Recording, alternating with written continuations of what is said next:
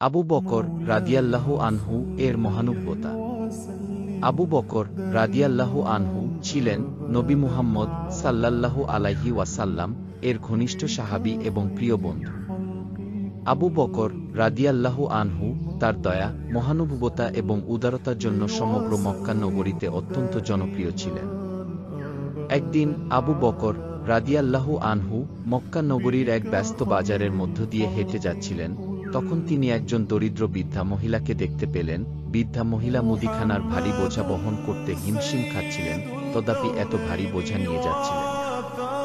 বৃদ্ধা মহিলার চোখে মুখে ক্লান্তির ছাপ এবং ব্যাগের ভারে তার হাত কাঁপছিল। কোনো রকম দ্বিধা না করে আবু বকর রাদিয়াল্লাহু আনহু তৎক্ষণাৎ বৃদ্ধা মহিলার সাহায্যের জন্য ছুটে গেলেন।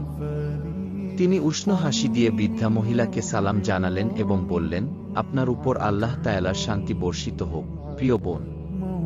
আমাকে এই ভারী ব্যাগগুলি দিয়ে আপনাকে একটু সাহায্য করতে দিন কি? আবু বকর রাদিয়াল্লাহু আনহু বৃদ্ধা মহিলার হাত থেকে কিছু ব্যাগ নিয়ে খুশি মনের সাথে সাথে হাঁটতে থাকলেন।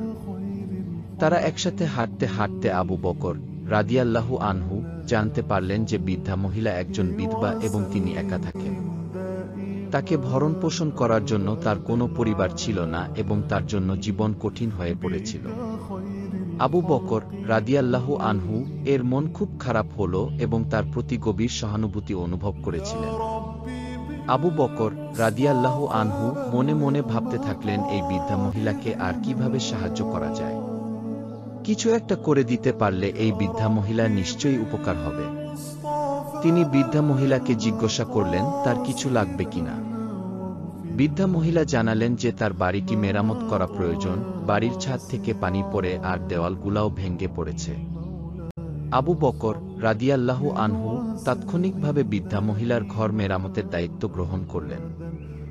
তিনি দক্ষ কিছু রাজমিস্ত্রি ও যোগালী নিয়োগ করেন এবং প্রয়োজনীয় সমস্ত কাঁচামাল সরবরাহ করার ব্যবস্থা করেন। বৃদ্ধা মহিলার ঘরটি একটি সম্পূর্ণভাবে মেরামত না হওয়া পর্যন্ত সবাই অক্লান্ত পরিশ্রম করেন। বৃদ্ধা মহিলা যখন তার বাড়ির পরিবর্তনগুলি দেখেন, তখন কৃতজ্ঞতায় তার চোখ বেয়ে অশ্রু গড়িয়ে পড়ল।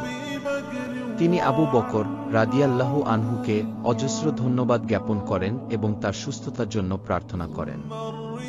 আবু বকর রাদিয়াল্লাহু আনহু বিনয়ের সাথে দয়াকে ইসলামের শিক্ষা এবং নবী মুহাম্মদ সাল্লাল্লাহু আলাইহি ওয়াসাল্লাম এর স্থাপন করা করুণার উদাহরণের ও শিক্ষা হিসাবে আখ্যায়িত করেন। এই গল্পটি আমাদের দয়া, করুণা এবং অভাবীদের সাহায্য করার জন্য অতিরিক্ত মাইল ফলক হিসাবে এগিয়ে যাওয়ার গুরুত্ব শেখায়। আবু বকর রাদিয়াল্লাহু আনহু এর কর্মকাণ্ড ইসলামের প্রকৃত চেতনা এবং নবী ও তার সাহাবীদের সুন্দর চরিত্রকে প্রতিফলিত করে।